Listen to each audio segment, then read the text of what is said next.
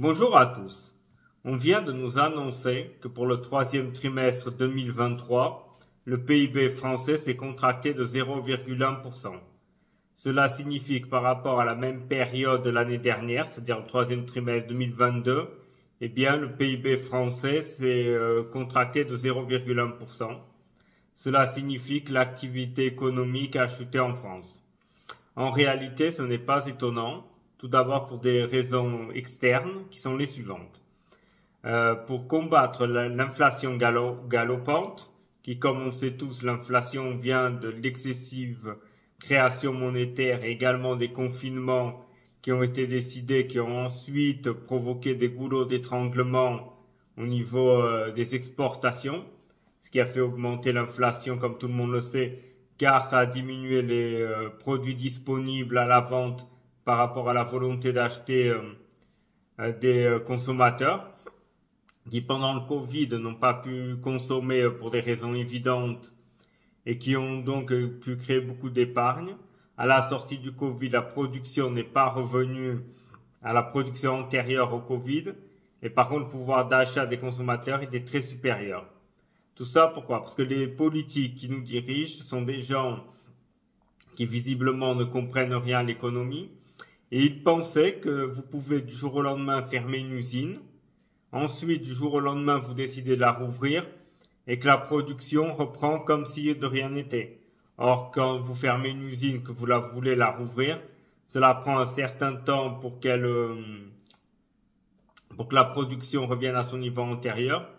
En réalité, pour des raisons évidentes, car il faut recruter de nouveau du personnel, voire il faut que le personnel reprenne le rythme, il faut recalibrer les machines.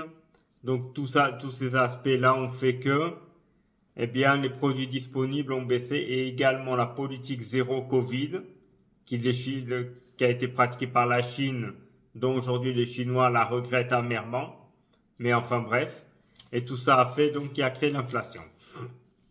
Pour combattre l'inflation, les banquiers centraux, à peu près dans tout le monde, on va dire occidental surtout, ont décidé d'augmenter les taux directeurs.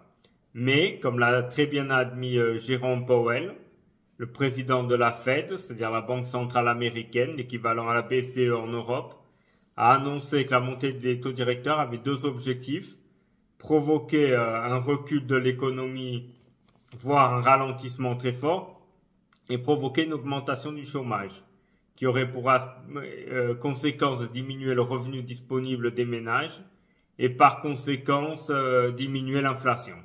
Ça, c'est la première raison externe qui a provoqué donc la chute du PIB français. Il y a d'autres raisons.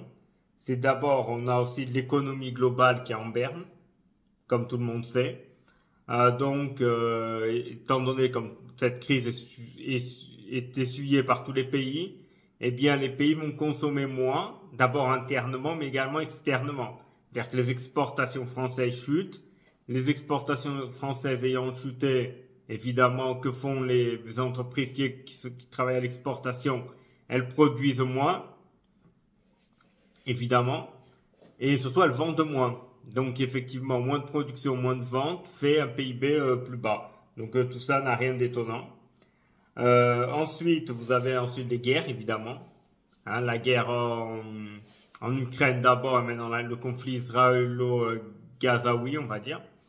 Et ceci a pour conséquence d'augmenter le prix des matières premières pour différentes raisons. D'abord car évidemment les pays producteurs des matières premières soit sont affectés par la guerre, soit en partie pris dans la guerre, et leur intérêt aussi est que les prix se maintiennent élevés.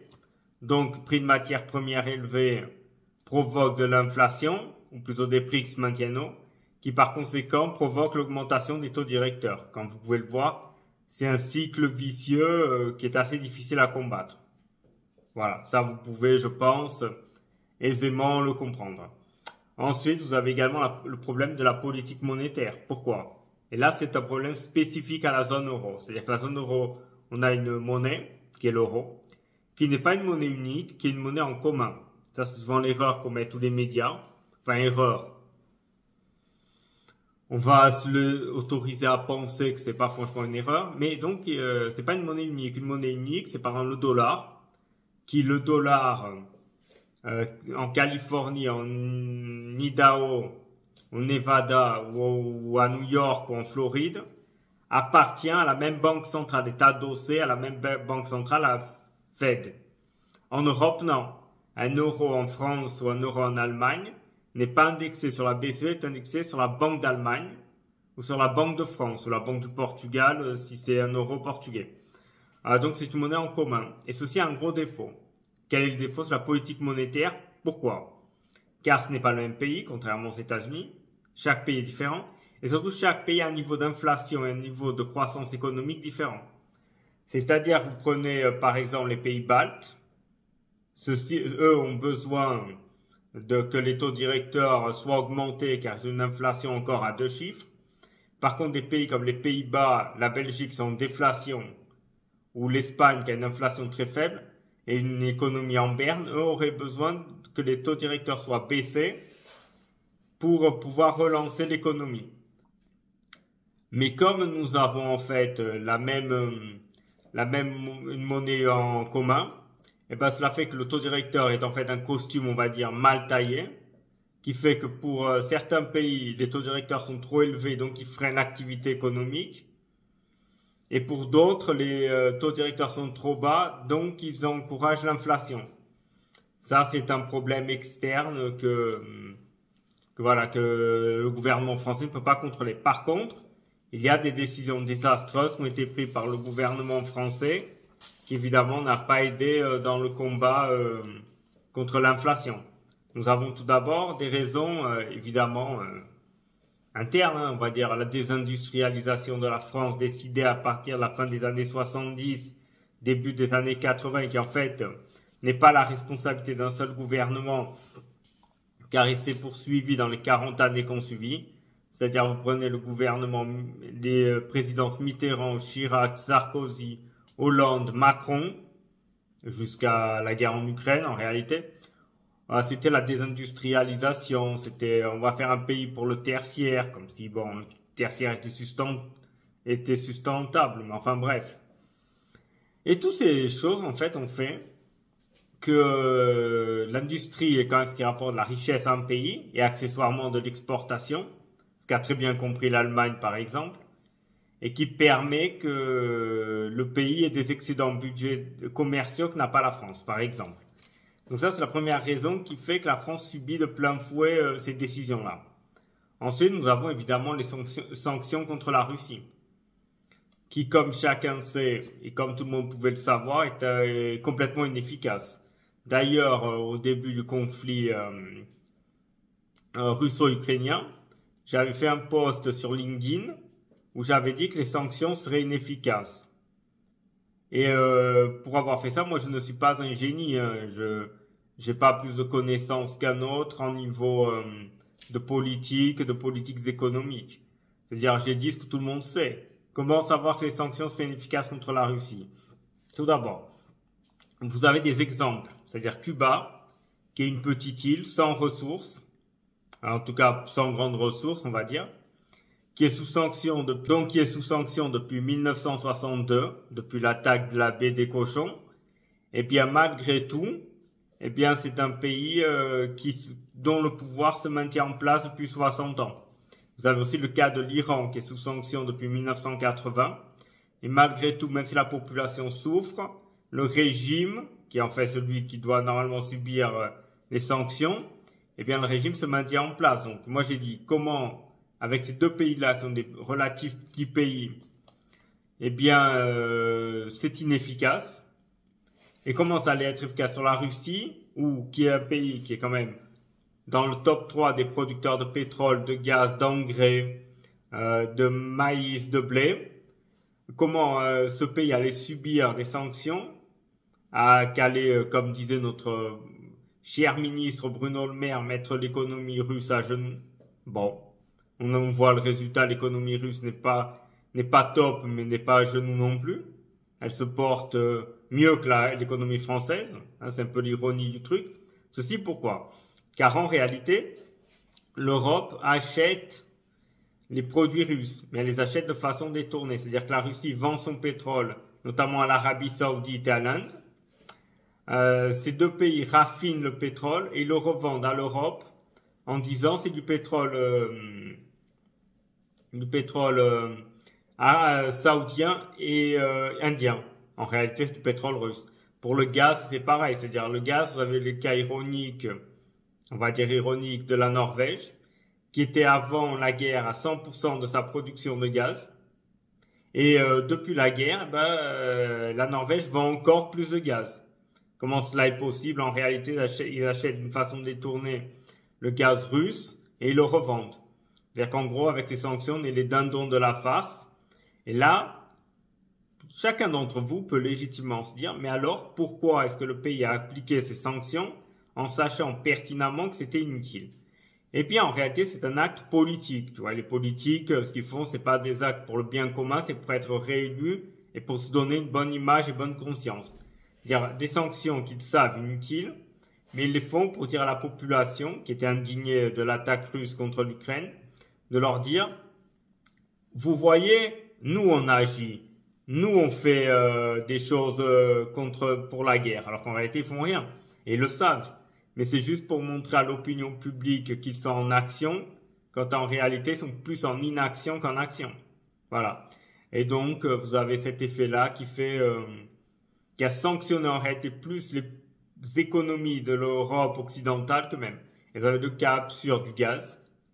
On achetait le gaz russe pas cher, et maintenant on achète le gaz de schiste américain qui vient par container, donc vous voyez bien la pollution qui s'ensuit. Et en plus, au-delà de ça, il coûte 6 à 7 fois plus cher. C'est-à-dire que l'économie souffre, car évidemment quand vous avez un produit bon marché et qu'ensuite vous êtes obligé d'acheter un produit hors de prix, vous vous doutez bien qu'il y a une différence dans le prix, quoi, dans le coût de production, par conséquent le prix de vente, par conséquent de l'inflation qui amène des taux directeurs forts. Voilà, vous voyez un peu le cycle vicieux du truc. Ensuite, vous avez évidemment l'accord avec l'Ukraine, les différents accords. Déjà l'aide. On donne beaucoup d'aide à l'Ukraine, moi je veux bien, pourquoi pas.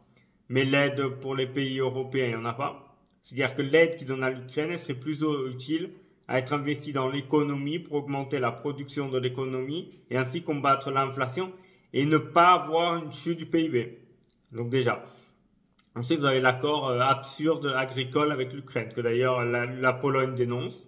C'est-à-dire qu'en gros, à l'Ukraine, on leur a dit, écoutez, vous êtes en guerre, mal vous en fasse, eh bien, on va vous acheter vos produits agricoles sans taxe. C'est-à-dire, il n'y aura pas de taxe à l'importation des produits ukrainiens. Par contre, peu de gens le savent, mais il faut le dire, il y a des taxes contre les produits européens de l'Union européenne qui rentrent en Ukraine. Vous voyez un peu l'ironie du truc. Donc, ça affaiblit évidemment les agriculteurs des pays européens et aussi français également, évidemment. Car aujourd'hui, par exemple, les rayons de supermarché sont envahis par le poulet ukrainien, car il est beaucoup moins cher parce qu'il n'y a pas de taxe à l'importation et que la main-d'œuvre en Ukraine est évidemment moins chère. Ensuite, vous avez évidemment la dette publique extrêmement élevée, les déficits publics qui existent en France depuis 1974. Et aussi le déficit de la balance commerciale, ce qui fait que le gouvernement français ainsi que l'industrie française, en gros, a beaucoup moins de moyens pour lutter contre le problème de la crise économique, car leurs marges de manœuvre sont réduites par manque évidemment de capital, ce qui est un gros problème, il faut le dire. Et puis, ça ampute aussi le budget de l'État, c'est-à-dire que tous les ans, le coût des intérêts de la dette de la France augmente. Ils sont aujourd'hui de 40 milliards, ce qui est un budget quand même énorme. Et donc, ces 40 milliards qui sont investis sur la dette pour le paiement de quelque chose de non productif, eh bien, ne sera pas investi dans l'économie qui pourrait être productif et rapporter ce qu'on appelle en termes économiques des dividendes, c'est-à-dire des bénéfices qui peuvent produire des bénéfices pour l'État, mais aussi pour l'économie française. Donc voilà. Ensuite, vous avez au niveau des entreprises des taxes extrêmement fortes.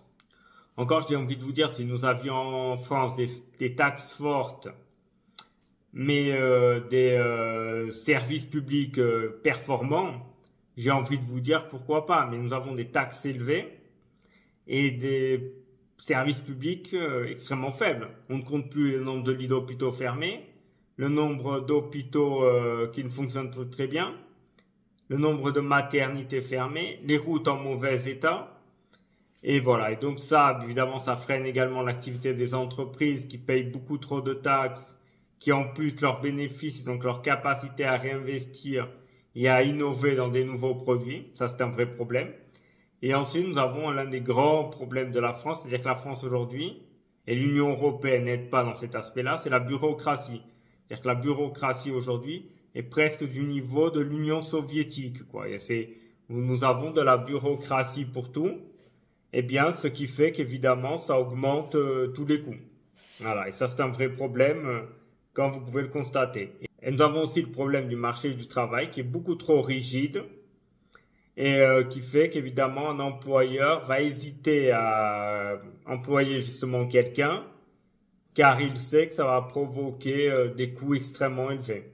C'est-à-dire que vous pouvez, une entreprise qui maintenant engagerait quelqu'un, eh bien peut-être que dans un mois ou deux, elle n'en aura plus besoin. Elle sera obligée de le virer. Donc, pour éviter ce problème, eh ben, ils vont tout simplement ne pas n'engager personne. Voilà. Ainsi, ils s'économisent ce problème-là. Donc, comme vous pouvez le voir, c'est tout un ensemble de problèmes qui font que l'économie française est en grande difficulté et que ça va être très très difficile pour la France de s'en sortir. Bon, après, aujourd'hui aussi, vous avez tous vu, on a tous vu aujourd'hui ou hier, je ne me rappelle plus, une intervention de Bruno Le Maire qui se réjouit de la baisse de l'inflation en ne disant pas un seul mot sur la chute du PIB, tu vois. C'est un peu problème, l'un des grands problèmes, c'est pas le seul, ça serait le seul, ce serait bien, mais du gouvernement Macron, c'est-à-dire qu'il n'agit pas. Et en fait, c'est que des communicants. Moi, j'ai plus l'impression sur X de voir des influenceuses ou des influenceurs qu'en gros des politiques responsables. Voilà. Bien, j'espère que cette vidéo vous a au moins appris quelque chose ou elle vous a diverti. Si tel est le cas, vous pouvez toujours vous abonner sur cette chaîne, mettre un pouce, déclencher, actionner la cloche. Et voilà, merci beaucoup à tous pour avoir assisté à cette vidéo et à très bientôt.